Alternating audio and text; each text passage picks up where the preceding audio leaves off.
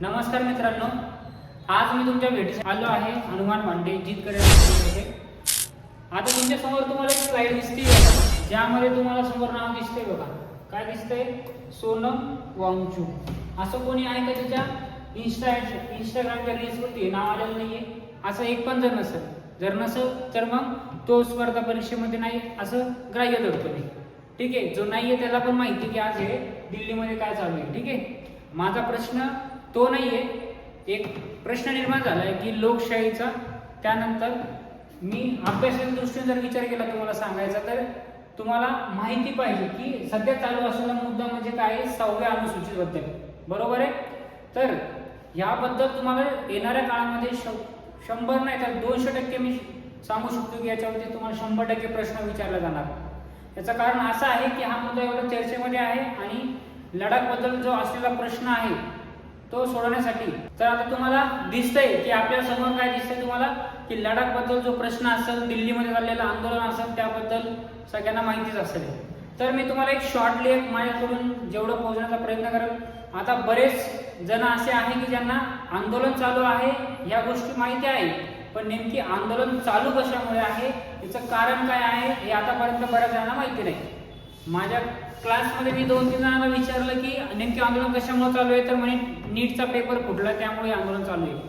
तर याच काही प्रश्नांचे जे उत्तर आहे ते मी तुम्हाला या व्हिडिओच्या मार्फत देण्याचा प्रयत्न करणार आहे, जेणेकरून येणाऱ्या काळात तुम्हाला परीक्षेमध्ये 100% सांगतो की याचा फायदा होणार आहे माझ्या व्हिडिओचा।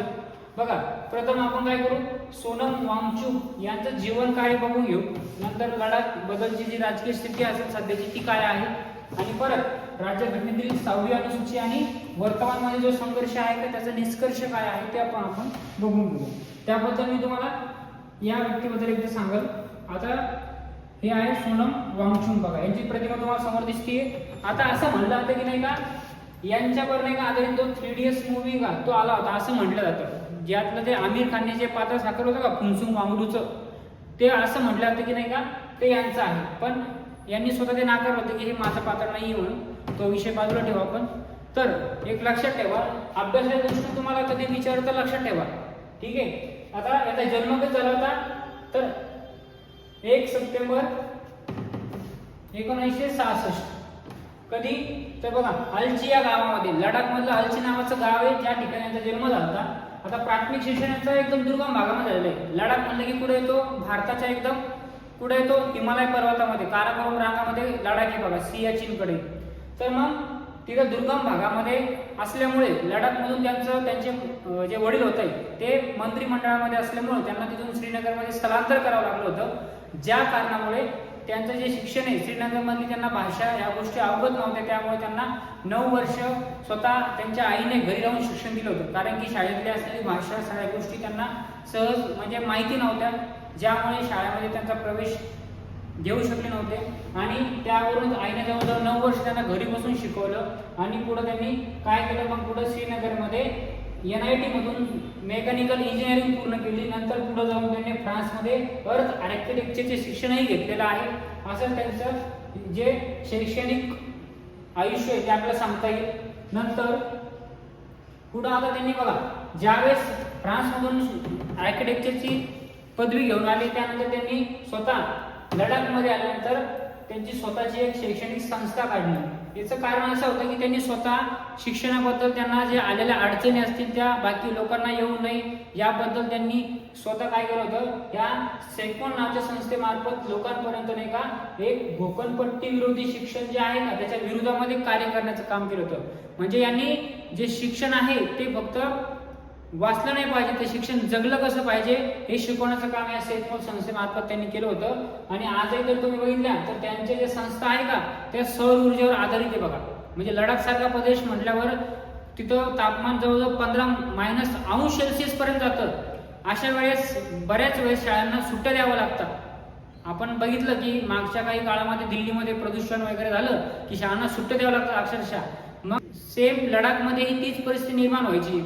मग यासाठीच त्यांनी स्वतः ज्या संस्था उभारल्या त्या सौर ऊर्जेवर आधारित असायच्या, आणि सौर ऊर्जेवर आधारित असल्यामुळं त्यांचं -डिग्रीमध्ये जाणारं तापमान हे नाही का प्लसमध्ये राहायचं, ज्यामुळे नाही का त्यांच्या शाळा सुरळीतपणे चालायच्या।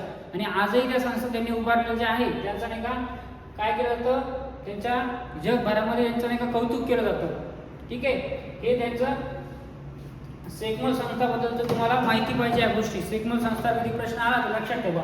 नंतर त्यांनी ऑपरेशन न्यू होप हे एक पण चालू होतं बघा लडाखमध्ये. आता हे कशी संबंधी आहे तर सरकारी शाळांचा दर्जा आहे आणि स्थानिक भौगोलिक जी गरज आहे त्यानुसार अभ्यासक्रम असेल, त्यानुसार मुलांना भेटणारं शिक्षण असेल, तिथली पद्धत असेल, या सगळ्या गोष्टी त्यांना भेटल्या पाहिजे यासाठी त्यांनी काय केलं होतं, एक ऑपरेशन न्यू होप या नावाची एक नाही का नवीन काय चालवलं होतं, एक सांगता येईल की उपक्रम चालवला होता. बरोबर आहे. ज्यानंतर हे आता हिमालयन इन्स्टिट्यूट ऑफ काय अल्टरनेटिव्ह लडाख अशा प्रकारचं नाही त्यांनी नंतर काय केलं, संस्था स्थापन केली, ज्यातून त्यांनी काय केलं होतं, लर्निंग बाय डुईंग म्हणजे करून शिकणे या तत्वावर त्यांनी काय केलं होतं, तर स्थानिक समस्यावर आणि उच्च शिक्षणावर नाही काय केलं होतं, तर नवकल्पना आणण्याचा प्रयत्न केला होता बघा. ठीक आहे, हे सगळं त्यांचं कार्य आहे बघा शिक्षणासंबंधी. मग नंतर त्यांनी सगळ्यात मोठं म्हणजे जगामध्ये ज्याचं नाही का नाव घेतलं जातं ते म्हणजे काय, आईस स्तूपा नावाचं त्यांचं नाही का साकारलं त्यांनी एक, म्हणजे त्यांचं एक संशोधन आपल्याला म्हणता येईल आईस स्तूपा नावाचं. ज्यामध्ये बघा आता नाही का लडाख सारखा प्रदेश म्हणला की तिथं हिवाळ्यामध्ये बर्फ राहायचा आणि ऊन पडलं की काय व्हायचं, तिथलं बर्फ हा वितळून जायचा. मग उन्हाळ्यामध्ये जी शेती असायची त्यांना पाणी पुरत नव्हतं बघा. मग यासाठी त्यांनी आय स्तूपा नावाची एक कन्सेप्ट आणली नवीन, ज्यानुसार त्यांनी हिवाळ्यामधलं जे बर्फ आहे तसाच उन्हाळ्यामध्येही राहायला पाहिजे, नंतर उन्हाळ्यामध्ये तो वितळून त्याच्यापासून शेतीला पाणी उपलब्ध झालं पाहिजे, त्यासाठी त्यांनी हे नवीन कन्सेप्ट आणली होती बघा. ज्यासाठी जगप्रसिद्धामध्ये त्यांचं नाही का नाव घेतलं होतं आणि लडाखमधली तीव्र पाणी टंचाई ह्या गोष्टीमुळे काय झाली, नंतरच्या काळामध्ये कमी झाली. आणि याबद्दल त्यांना बरेचसे नाही का त्यांचे जे कार्य आहे शैक्षणिक आणि बाकी गोष्टीमध्ये ज्याबद्दल त्यांना वेगवेगळे अवॉर्ड भेटलेले, हे अवॉर्ड तुम्हाला माहितीच पाहिजे. त्यामध्ये रोलेक्स अवॉर्ड फॉर एंटरप्राइज 2016 मध्ये भेटला, global award for sustainable architecture 2017 मध्ये भेटला. त्यानंतर रॅमन मॅगसेसे हा सगळा स्टार आहे बघा 2018 मध्ये भेटला. मग तुम्ही रॅमन मॅगसेसे याला भेटले तर मग तुम्ही रॅमन मॅगसेसे पुरस्कार चांगल्या प्रकारे केला पाहिजे. येणाऱ्या काळात त्याच्यावरही प्रश्न येऊ शकतो. ठीक आहे, तर हे मुद्दे आहेत त्यांच्याबद्दल ते तुम्ही लक्षात ठेवा. आता मुद्दा येतो लडाख बद्दलचा. ठीक आहे, आता नेमकी फक्त आंदोलन जे सुरू आहे फक्त ते काय नीट पेपर संबंधी का तर नाही, तर लडाखचा समावेश हा 6व्या अनुसूचीमध्ये केला पाहिजे. तर काय केला पाहिजे आणि कशामुळे केला पाहिजे याचं उत्तर तुम्हाला इथे भेटेल बघा. आता लडाख बघा, इथे तुम्हाला समोर डायग्राम दिसते ना, काराकोरम पर्वतरांग आहे, इथे वरती लडाख आहे बघा, इकडे चीन देश आहे आणि इकडे पाकिस्तान आहे. ठीक आहे, आता भौगोलिकदृष्ट्या हा संवेदनशील भाग आहे खूप. इथं तुम्ही खनन कार्य असेल किंवा पर्यटन कार्य असेल याचा जास्त विकास करू शकत नाही. बरोबर आहे का नाही. तुम्ही जर ते करायला गेलं तर तुम्हाला माहिती आहे की 2014 मध्ये केदारनाथमध्ये कशा प्रकारची लाट आली होती, तर त्याच प्रकारची भीती इथं होऊ शकते. त्यामुळे इथं जास्त प्रकारे आपल्याला जास्त गोष्टी इथं करायला जमत नाही. ठीक आहे, हा संवेदनशील भाग असल्यामुळे पर्यावरणीय दृष्ट्या हा काय आहे तर एकदम धोकाजनक भाग मानला जातो, कारण की हिमालय पर्वत हा काय स्थिर आहे का नाही. ठीक आहे, आता बघा सामरिक महत्व म्हणजे काय सांगतात तुम्हाला, एकदम संरक्षण दृष्टीने काय हा भाग एकदम महत्वाचा आहे, कारण की हा सियाचीन लागून असल्यामुळे एकदम महत्वाचा भाग आहे आपल्या भारताचा. आणि नाजूक असल्यामुळे इथली परिसंस्था असेल, इथलं हवामान असेल, तीव्र पाणी टंचाई असेल, वाढतं औद्योगिकरण असेल, ह्या सगळ्या गोष्टींमध्ये तिथं एक धोका निर्माण झालेला आहे. या सगळ्या गोष्टींचं तिथं काय आहे आपल्याला बघणं गरजेचं आहे. म्हणजे बघा लडाखचं संरक्षण म्हणजे केवळ सीमाचं संरक्षण नाहीये, तर कशाचं आहे तर तिथल्या परिसराचेही संरक्षण करण्यासाठी हे सगळं आंदोलन सुरू आहे. बघा पुढे काय दिलेलं आहे 2000 आता 5 ऑगस्ट 2019च्या आधी नाही का लडाख म्हणजे हा कोण होता, जम्मू काश्मीर मधलाच एक भाग होता बघा. कारण की सगळ्यांना माहिती आहे जम्मू काश्मीर राज्यासाठी विशेष एक दर्जा दिला होता 370 कलमानुसार. जो 2019च्या पूर्वी स्थिती काय होती बघा, जम्मू काश्मीर नावाचं एक राज्य होतं जिथला राजकीय प्रशासन विभाग जो वेगळा होता. कारण की तुम्हाला माहिती आहे की भारताची राज्यघटना एकीकडे आणि 370 कलम एकीकडे होतं. बरोबर आहे का नाही. 5 ऑक्टोबरला काय केलं हे सगळं 5 ऑगस्ट 2019ला हे सगळा ऐतिहासिक निर्णय झाला, त्यानुसार 370 कलम आपल्या राज्यघटनेतून हटवून टाकण्यात आलं आणि त्यानुसार लेह कारगिल 2 जिल्हे होते आधीचे ते काय केले बाद केले आणि 35 कलम पण आहे बघा त्याच्यात आणि 370 दोन्ही कलम काढून टाकले बघा. आणि विशेष म्हणजे नंतरच्या काळामध्ये काय केले, 31 ऑक्टोबर 2019 पासून काय झालं, भारतामध्ये जम्मू काश्मीर जे विधानसभेसह केंद्रशासित प्रदेश बनवण्यात आला आणि नंतर लडाख जो आहे विधानसभेविना केंद्रशासित प्रदेश म्हणजे संपूर्ण प्रश्न कोण बघणार, तर उपराज्यपाल. आणि उपराज्यपाल म्हणजे कोण आहे, तर केंद्राचा माणूस आहे. मग हा केंद्राचा माणूस असल्यामुळे इथले जे लोक आहेत त्यांना स्वतःचे अधिकार सगळ्या गोष्टी या कोणाच्या हातामध्ये होत्या, केंद्राच्या हातामध्ये आहेत सध्याही. मग याच्या विरोधामध्येच त्यांचा लढा आहे की आम्हाला आमचा जो लडाख प्रदेश आहे त्याला तुम्ही स्वतंत्र राज्य बनवा, ज्यामध्ये आम्हाला काय करता येईल, स्वतःचं शासन चालवता येईल आणि स्वतःच्या गरजा आम्हाला आमच्या पूर्ण करता येईल यासाठी. मग बघा पुढे काय दिलं याच्यामध्ये, अजून पूर्ण राज्याचा दर्जा पाहिजे. नेमकी कशामुळे पाहिजे, बघा लडाखला केंद्रशासित प्रदेशातून मुक्त करायचे आणि काय करायचं, स्वतंत्र आणि पूर्ण राज्याचा दर्जा दिला, जेणेकरून काय करता येईल, स्वतःची एक विधानसभा त्यांना स्थापन करता येईल. नंतर 6व्या अनुसूचीमध्ये समावेश करण्याची एक मागणी बघा त्याच आंदोलनामध्ये काय, तर लडाख नाही का भारतीय राज्यघटनेच्या 6व्या अनुसूचीमध्ये आता समावेश करा. याचं कारण तुम्हाला समोरच कळेलच, कारण की त्यावेळेस तुम्हाला 6वी अनुसूची सांगेल मी त्यावेळेस. नंतर तिसरं काय आहे, स्थानिक संसाधनाचे संरक्षण. म्हणजे काय बरं, कारण सध्या स्थानिक संसाधनाचा जर विचार केला आपण, इतर शासन कोण चालवतं, केंद्र सरकार.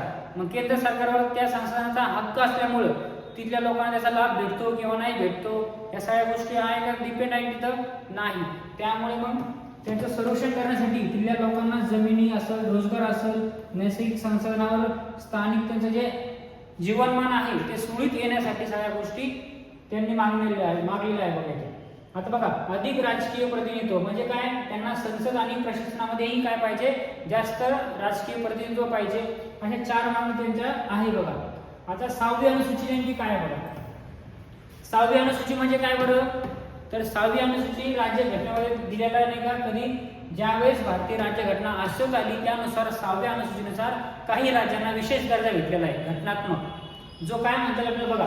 उद्दिष्ट काय बरं 6व्या अनुसूचीचं, तर आदिवासी भागांच्या प्रशासनासाठी आणि संस्कृती, रूढी, भाषा, जमिनीच्या जतनासाठी काय आहे, विशेष घटनात्मक संरक्षण प्रदान करणे हा त्यामागचा उद्देश आपल्याला सांगता येईल. आणि घटनात्मक आधार याला काय आहे, 2 कलम आहे बघा, हे लक्षात ठेवा. 244(2) आणि त्यानंतर कलम 275(1) अंतर्गत हे लागू होणार. मग याची अंमलबजावणी कधी झाली बघा, ज्यावेळेस राज्यघटनेची अंमलबजावणी झाली त्यावेळेस याच 6व्या अनुसूची काय झाले आपल्या भारतामध्ये लागू झालेली बघा. पण सध्या आपल्या भारतामध्ये 4 राज्य बघा, AMTM नावाने आपण तिथे सांगू शकतो, आसाम, मेघालय, त्रिपुरा आणि मिझोराम या 6व्या अनुसूचीमध्ये समावेश आहे 4 राज्यांचा. ज्यानुसार आता बघा तुम्हाला पुढची स्लाइड बघा इथं दिलेलं बघा 5वी आणि 6वी अनुसूची बघा. आता मुद्दा काय आहे की लागू असलेले क्षेत्र कोणते 5वी आणि 6वी अनुसूची बघा. जर तुम्ही ईशान्य भारत वगळता देशातील इतर राज्य घेतले बहुतांश त्याच्यामध्ये अनुसूचित क्षेत्र जे आहे का ज्यामध्ये 5वी अनुसूची लागू आहे. आणि 6वी अनुसूची कुठे आहे, फक्त ईशान्येतील कोणते राज्य, आसाम, मेघालय, त्रिपुरा आणि मिझोरम हे 4 राज्यांमध्येच ती लागू आहे. आता स्वायत्ततेची पातळी म्हणजे काय बघा, मर्यादित स्वायत्तता भेटते. तर थेट कायदे बनवण्याचे अधिकार नसतात. कशानुसार, जे 5व्या अनुसूचीमध्ये असलेले राज्य त्यांना थेट कायदे बनवण्याचा अधिकार आहे का, नाही. पण 6व्या अनुसूचीमध्ये काय आहे, अधिक व्यापक कायदेविषयक असेल, आर्थिक असेल, न्यायिक असेल, हे सर्व अधिकार कोणाला असतात, त्याच राज्याला असतात. त्यानंतर जमाती सल्लागार परिषद इथं असती का, ना असती, पण ती काय करते बघा, फक्त सल्ला देण्याचं काम करते, कायदे बनवते का, नाही. आणि तर काय स्वतंत्र जिल्हा परिषद असते जी काय करते, ते स्थानिक शासन चालवते, स्वतः कायदा बनवते, स्वतः निर्णय घेते, या सगळ्या गोष्टी काय करते, स्वतःचा त्यांचा अधिकार असतो त्यांना. आणि विशेष म्हणजे राज्यपालाची आणि केंद्र सरकारची भूमिका इथं थेट काय आहे, प्रभावी ठरते. आणि इथं स्वायत्त काय आहे, स्वतःची परिषद, स्वतःचा विधानसभा सगळ्या गोष्टी असतात. त्यामुळे स्वतःचे निर्णय घेण्याचा अधिकार असल्यामुळं इथं सगळं घटनात्मक संरक्षण ह्या 6व्या अनुसूचीनुसार ज्या त्या राज्याला भेटलेलं आहे, ज्यामध्ये फक्त 4 राज्य येतात. आणि त्यानुसारच जे आहे 6व्या अनुसूचीमध्ये लडाखचाही समावेश करण्यात यावा, स्वतःचे स्वतंत्र त्यांना अधिकार द्यावा, घटनात्मक स्वतंत्र द्यावे अशी मागणी असल्यामुळे सध्या आपल्याला ते आंदोलन सुरू असताना दिसतंय. हे भेटले का तुम्हाला तुमचे उत्तर. त्यानंतर पुढे काय दिलं बघा. आता सध्या स्थिती काय आहे, लडाखमध्ये 55% पेक्षा जास्त लोकसंख्या कोणती, आदिवासी जमातीची. मग या 6व्या अनुसूचित जर लागू झाली तर आम्हाला स्वतःची जिल्हा परिषद स्थापन होईल. नंतर काय होईल, तिथं आमची ज्या समस्या आहे, विधानसभेचा अभाव आणि स्थानिक नियंत्रण नाही आहे आमच्यावरती, त्या सगळ्या गोष्टी आम्हाला काय करता येईल, आमच्या समस्या आम्हाला सोडवता येईल. आणि याचा परिणाम असा होऊ शकतो की येणाऱ्या काळामध्ये आमच्या ज्या पर्यावरणाचे रक्षण होईल, आमच्या नोकऱ्या असतील, आमचे संसाधनं असतील, ज्याचा पुरेपूर फायदा आमच्या लोकांसाठी आम्हाला करता येईल. या सगळ्या गोष्टी काय सांगता येईल, की आपल्याला या सगळ्यांचा वापर आम्हाला आमच्या स्वतःचे जीवनमान सुधारण्यासाठी करता येईल. असा सगळा जो विचार आहे तो कोणाचा आहे, तर सोनम वांगचुक यांचा आहे. आणि दिल्लीमधलं उपोषण जे सुरू केलेलं आहे तर याच्याच विरोधामध्ये आहे बघा ते. मग त्यांचं एकच म्हणणं आहे की आमच्या लडाखला तुम्ही काय करा, 6व्या अनुसूचीमध्ये टाका, ज्यानुसार आम्हाला स्वतःचे अधिकार भेटतील, स्वतःचं स्वातंत्र्य भेटेल, ज्यानुसार घटनात्मक आम्हाला स्वातंत्र्य भेटेल, त्यावेळेस आम्ही स्वतःचा विकास करू शकू. यासाठी त्यांनी सगळ्या मागण्या केलेल्या आहे. आणि जे सुरू असलेलं जे आंदोलन आहे याचं तुम्हाला प्रॉपरली मला वाटतं की तुम्हाला तुमचं उत्तर भेटलं असेल. या व्हिडिओतून माझा एकच उद्देश होता की तुम्हाला नेमकी परीक्षेमध्ये येणारे प्रश्न जे आहे ते कसे पडू शकतात. म्हणजे तुम्हाला करायचं काय, 6वी अनुसूची, त्यानंतर कलम जे आहे तुमचं राज्याचा अधिकार असेल, राज्यामध्ये राज्यपालाला असेल त्याचे अधिकार काय असतात, अशा वेगवेगळ्या पॉईंटवरती मी येणाऱ्या काळामध्ये तुम्हाला एक नवीन व्हिडिओ घेऊन येणारच आहे. सध्या तुम्ही 6वी अनुसूची या व्हिडिओनुसार आणि चर्चेमध्ये असणारा विषय यामुळे तुम्ही चांगल्या प्रकारे केली पाहिजे. तर अपेक्षा आहे की तुम्हाला या व्हिडिओ तुमच्या प्रश्नांची बरीच उत्तरं भेटली असतील.